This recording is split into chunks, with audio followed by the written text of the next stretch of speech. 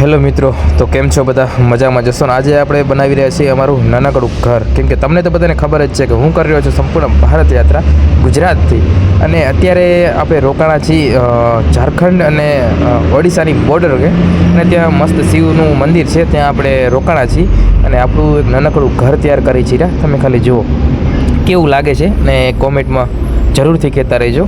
અને મારા ફૂલ બ્લોગ પણ યુટ્યુબમાં છે, તો જરૂરથી જોતા રહેજો. જો અમારું ઘર છે એ નાનકડું મસ્ત મજાનું ઘર બનાવવા તૈયાર થઈ રહ્યું છે.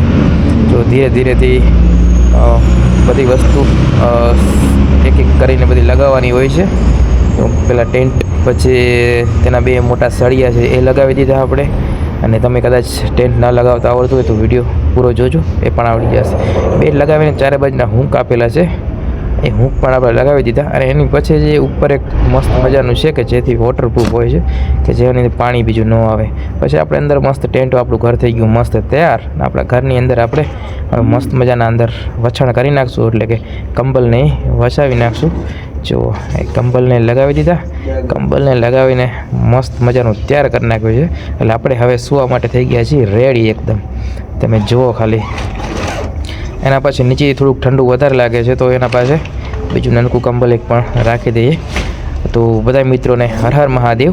અને આપણે એને ચેનલને સબસ્ક્રાઈબ ન કરો તો કરતા જાજો.